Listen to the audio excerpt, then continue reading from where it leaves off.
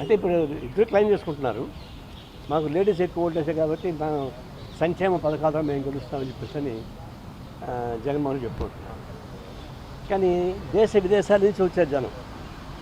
ఈసారి middle class ఎక్కువ voting పాల్గొన్నారు. గతంలో మిడిల్ క్లాస్ వచ్చేది కదా సరిగా. మిడిల్ క్లాస్ బాగానే వచ్చారు, దేశం నలుమూలలు ఎక్కడి నుంచో వచ్చారు, విదేశాల నుంచి వచ్చారు.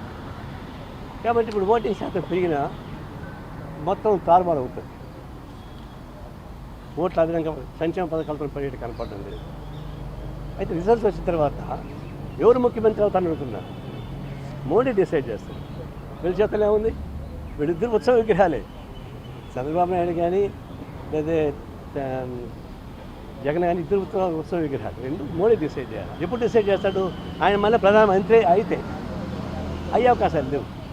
కాబట్టి ఒకవేళ అయితే మోడీ డిసైడ్ చేయాలి తప్ప వాళ్ళ చేతిలో ఉండదు. అసలు మోడీకే ఠికాణం లేదు. కాబట్టి దేశంలో అలాంటి పరిస్థితి వస్తుందని నేను అనుకోవడం లేదు. సార్, మండుటెండర్లో ఎలక్షన్స్ పెట్టి ఓటింగ్ శాతం పెంచండి అని చెప్పడం ఎంతవరకు కరెక్ట్ అంటారు? ప్రధాన కీలకమైన రాజకీయ పార్టీ ఎలక్షన్ కమిషన్ ఏంటంటే మరి దీని ప్రకారం వస్తుంది, అది మేలో వస్తుంది. ఇంకా ప్రీపోన్ చేసుకోవచ్చు కావాలంటే. కేసీఆర్ గతంలో అట్లా ప్రీపోన్ చేసుకున్నాడు.